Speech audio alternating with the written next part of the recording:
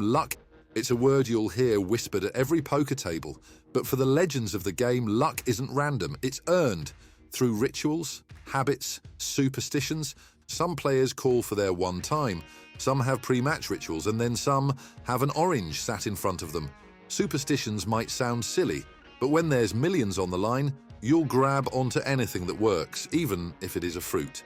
Let's start with the poker brat himself, Phil Hellmuth, a man who's turned showing up late into a winning move. Phil Hellmuth doesn't just enter a poker tournament, he makes an entrance. Late, always late. It's not because he's stuck in traffic or can't find his sunglasses. No, Hellmuth swears it's part of his edge. While most players are grinding through the early chaos of a tournament, bad beats, all-ins and broken dreams, Phil's off somewhere, probably sipping coffee and imagining his next bracelet. I understand I could be out in 20 minutes. It could happen, and there's maybe only a 50% chance I'll make it through the day, but I only have to play 3 days. I love it. That's like 8 hours, maybe 8 hours, and I have a title. I love coming at the last possible minute. And Hellmuth claims his late arrival is more than just avoiding the chaos. It's about energy. He believes that wasting focus on meaningless hands early on drains the mental stamina needed to win deep in a tournament. To Phil, poker is a marathon, not a sprint, and he's pacing himself while everyone else is burning out. It's part superstition, part strategy, and 100% Phil Hellmuth. And here's the thing, his late arrival isn't just a superstition, it's psychological warfare. When Phil Hellmuth walks in, everyone notices. The table gets quiet. People start thinking, is he in my head already? And Phil knows it. But let's be real, this is Phil Hellmuth. He loves the spotlight as much as he loves winning. And showing up fashionably late, it's a double win. He looks like the coolest guy in the room. And according to him, he avoids wasting energy on bad hands. 17 WSOP bracelets, the most in history. You can roll your eyes at the drama, the attitude, and the lateness, but when you've won this much, you get to decide when you show up. At this point, Phil Hellmuth isn't late, you're just early.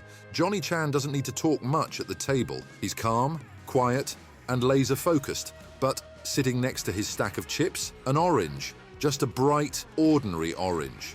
Why? Back in the 80s, poker rooms were chaos. Cigarette smoke so thick you could barely see across the table. Chan brought the orange to block the smell, a little pocket of fresh air in the middle of the madness. Then he started winning. In 1987, Chan crushed the World Series of Poker main event. The orange was there. In 1988, he did it again. Back-to-back titles, something only a handful of players have ever achieved. And sitting quietly beside him, like it had all the answers, was that same orange. You've seen it before, rounders immortalize the moment. Eric Seidel pushes all his chips in, hoping to bluff his way to victory. Chan, he leans back, relaxed, holding the nut straight.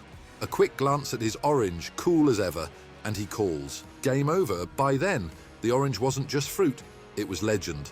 So why did he keep using it? Chan says it's about focus. He's not looking for magic or luck, he's looking for clarity. The orange keeps him calm, it blocks out the noise, the distractions, the tilt that ruins players chasing millions. And maybe that's the real lesson, because poker isn't just about cards, it's about holding yourself together while everyone else falls apart. Johnny Chan's orange, it's not superstition, it's a reminder. Stay cool, stay sharp, win. The man turned a piece of fruit into one of poker's greatest symbols. And if you think it's silly, ask the guys he beat for millions. Sammy Fara doesn't play poker like everyone else. He doesn't talk much. He doesn't sweat. And sitting at the table, flicking between his fingers, is his signature accessory, an unlit cigarette. It's not for lighting, it's for winning. It all started on a losing day. Sam was down, frustrated, and ready to throw in the towel. A friend of his, a smoker, suggested they take a break to shake off the bad run. Sam didn't feel like smoking, but his friend put a cigarette in his mouth and told him to keep it there, that his luck would change. And wouldn't you know it, that's exactly what happened. Sam started winning and the cigarette never left his side. It's been his superstition ever since. But don't mistake it for all style and no substance. Fara earned his poker stripes in the 2003 World Series of Poker main event, where he finished second to Chris Moneymaker in the heads-up match that changed poker forever. It was a cooler, for the ages, but Farhar's unshakable presence throughout the tournament, cigarette in hand, made him a star. Since then, the unlit cigarette has become his trademark. It's his version of a lucky charm. Superstition? Maybe. But poker's a mental game, and Farha knows how to make people wonder, and that's the brilliance of it. While his opponents are second-guessing, Farha's already got their chips. So, no, the cigarette never gets lit. It doesn't need to. Sammy Farha doesn't need smoke to blow you off the table. Doyle Brunson didn't just dominate poker, he defined it. Two-time World Series of Poker main event champion, 10 bracelets, a career that spanned generations. And while everyone remembers the cowboy hat, his real lucky charm was something stranger, a $5 black rock with a Ghostbusters logo on it. Doyle called it Casper, and for a time, it was as much a part of his poker legend as 10 deuce. But here's the twist. Doyle didn't even believe in superstition. In fact, he once said, "Superstition is so destructive to poker profit that I believe the costliest thing a player can bring to the table is a good luck charm." Doyle knew that poker wasn't about magic. It was about logic, percentages, and razor-sharp intuition. So why did he carry Casper? Maybe because poker is a mental game as much as anything else. Doyle admitted to using his gambler's intuition when the math didn't give him a clear answer, trusting feelings that might have been shaped by unconscious observations, but he made one thing clear. When you're superstitious, you do things that are contrary to common sense and analysis, and you lose money.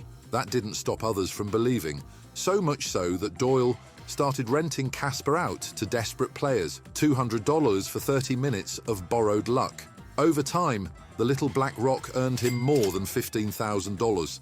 Eventually, he sold it to Howard Lederer for $3,500 with one condition. Howard wouldn't truly own it until Doyle's death. Classic Doyle. Even when he didn't believe in superstition, he knew how to use it. Because that's the thing about Doyle Brunson, he didn't need luck.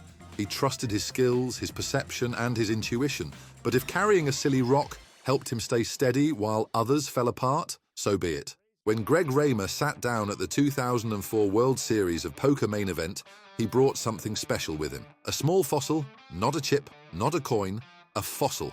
To anyone else, it's just a piece of ancient history. To Rmer, it was focus, stability, a reminder to stay calm no matter how big the moment got. You see, long before the world knew him as Fossilman, Rmer was already a collector. Fossils fascinated him. Solid, enduring, and timeless. So when he needed something to anchor him in the chaos of high-stakes poker, he reached for what he knew best. And it worked. Rmer took down that WSOP main event. With a fossil by his side, he outlasted 2,576 players, took home $5 million, and walked away with poker's most coveted bracelet. From that moment on, the fossil wasn't just his lucky charm. It became part of poker history. What makes it even better? Rmer didn't keep the story to himself. Fans loved it. After tournaments, he'd hand out signed fossils as souvenirs, turning a personal superstition into a connection with the poker community. It wasn't just about luck, it was about personality. Rmer made people remember him, and maybe that's the brilliance of it. In a game where players search for anything to keep their heads steady, Rmer found his edge in something millions of years old. A fossil that reminded him of what mattered: patience, precision, and staying grounded under pressure. The poker world called him Fossilman, and with $5 million and a bracelet to his name, Rmer proved that when you're rock solid, anything's possible. Steve Danneman was never supposed to be a poker star. He was a laid-back accountant from Maryland who showed up at the 2005 World Series of Poker main event. On a $10,000 stake he split with a friend. But when he finished second for $4.25 million, people started paying attention, not just to his game, but to his superstitions. Danneman didn't rely on strategy alone. He believed in the little things, the rituals that kept his luck alive. He only rode in even-numbered taxi cabs. He wore the same shirt for 7 days straight, yes, 7. And he wouldn't let his wife watch him play because she missed day 1 of the tournament and things had gone well without her there. It might sound crazy, but poker players know how this works.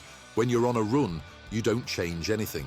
Danneman kept his shirt, his habits, and his focus, and it took him all the way to heads up against Joe Hashem. And then there's the globe.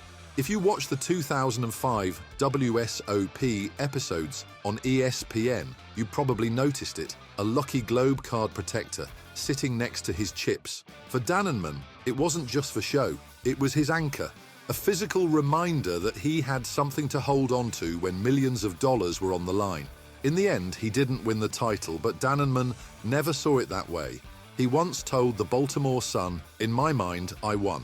Finishing second let him live the best of both worlds, experience the opportunities poker gave him without losing the life he loved. Steve Dannemann didn't have the flash of other pros. No sunglasses, no bravado, just a lucky globe, a worn-out shirt, and a belief that sometimes the small things make all the difference. Jerry Yang didn't fidget with his chips or stare down his opponents like most players. Instead, when the pressure was at its peak, he did something no one expected.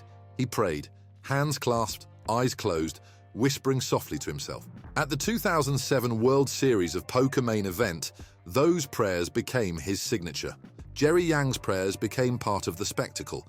Every major decision, every all-in moment, he turned to his faith. For some watching, it was inspiring. For others, strange. Poker isn't a game built on divine intervention. Yang didn't care, he prayed anyway, and the cards seemed to answer. He called hands where he was already ahead, made moves that turned into miracles, and ran over the final table like a man on a mission. Was it superstition? Was it faith? Or was Jerry Yang just calm enough to make the right moves while the rest of the table cracked under pressure? After winning $8,250,000 and the WSOP bracelet, Yang tried to downplay the controversy. "God doesn't love one person more than another," he said. "I just prayed for the strength to make the right decision." Fair enough. But when you're catching every card you need, people start to wonder. In the end, Jerry Yang wasn't the loudest player or the flashiest. His superstition, or faith, call it what you will, became his edge. Because while everyone else was sweating the cards, Yang was steady. He believed. And that belief carried him all the way to poker's biggest title. Robert Turner's superstition didn't come from lucky rocks, oranges, or rituals at the table. It started outside a Las Vegas homeless shelter in 1980, in a moment that had nothing to do with poker. Turner was waiting for a cab to take him to a tournament. As he looked at the line of people outside the shelter, he made himself a promise. "If I win this, I'll come back and give something to these people." He won, and he kept his promise. That win turned into something bigger for Turner. From that day on, he believed that giving to charity brought him luck at the tables. It wasn't superstition in the traditional sense. No rabbit's foot, no card protectors. Just the belief that doing good would bring good back to him. And Turner wasn't just any poker player. He built a reputation in the 80s and 90s as a pioneer of the game. He's the guy who introduced Omaha to Bill Boyd, leading to the game being spread at the Golden Nugget and eventually becoming one of poker's most popular formats. Turner also proved his chops on the felt. He won a World Series of Poker bracelet in 1993 in the 1,500 7-card stud event, adding a championship title to his name. But through it all, his belief in charity stayed with him, and it's not the kind of superstition you see often in poker, a game built on ego and mind games. Turner's approach was different. Give back, pay it forward, and maybe, just maybe, luck will find its way to you when you need it most. Jason Mercier isn't just a great poker player, he's a creature of habit. When you're chasing millions at the felt, superstition can creep in. And for Mercier, it shows up in two very specific ways: his chips and his routine. First, the chips. Mercier hates colouring up his stack. For anyone unfamiliar, colouring up happens when smaller denomination chips get exchanged for larger ones to tidy up the table. Most players don't think twice about it. Mercier, he can't stand it. He's said it frustrates him because it feels like his stack is shrinking, even though the value stays the same. For Jason, poker is as much mental as it is mathematical, and there's nothing worse than watching your hard-earned wall of chips get reduced to a few big tokens. But that's not all. When Mercier goes deep in a tournament, he takes things even further. He falls into patterns. If the first day went well, he'll repeat everything he did. Same shirt, same food, same route to the casino. It's not about logic, it's about keeping the streak alive. And if you're thinking this sounds like superstition, you're absolutely right. He's not alone. German pro Pius Heinz famously repeated everything down to his socks, when he won the 2011 WSOP main event. Mercier's version? It's less flashy, but just as committed. To him, the right habits equal the right results. And when you look at Mercier's record, it's hard to argue. Multiple WSOP bracelets, high roller wins, and millions in tournament cashes. Superstition or not, something's clearly working. For Barry, luck isn't random, it's something you earn, and for him, that starts with charity. After a big win, Greenstein often donates a portion of his earnings to causes he cares about. Whether it's helping families in need, supporting education, or funding community projects, Greenstein believes in using poker's spoils to create something positive. It's not just a feel-good gesture. Barry believes in karma. He said that giving back keeps him grounded and connected to something bigger than the game. And when you're playing at the stakes Greenstein does, staying calm and centered isn't just helpful, it's essential. But don't mistake him for a soft touch at the table. Greenstein has 3 World Series of Poker bracelets, 2 World Poker Tour titles, and millions in tournament cashes. He's one of the most respected minds in poker, with a style that's as calculated as it is relentless. What makes Barry's superstition unique is that it doesn't just help him, it helps everyone around him. For Greenstein, poker isn't just about taking, it's about balance, giving back, paying it forward. And if karma happens to tilt a hand in his favor now and then, well, that's just good strategy. Barry Greenstein might believe in luck, but he also believes in creating his own. And when you've turned poker into both a career and a way to make the world a little better, who's going to argue? For every player who swears by a charm or a habit, there's someone else trying to rig the game in their favor. Superstitions might raise an eyebrow, but when cheaters are caught red-handed, it's a whole different kind of spectacle. And poker's seen some wild ones. Players using hidden cameras, marking cards, or even planting accomplices at the table. If you thought superstition was strange, wait until you see what people will do to cheat their way to victory. Click over to our next video, where we dive into the craziest stories of poker cheaters getting exposed and how it all came crashing down.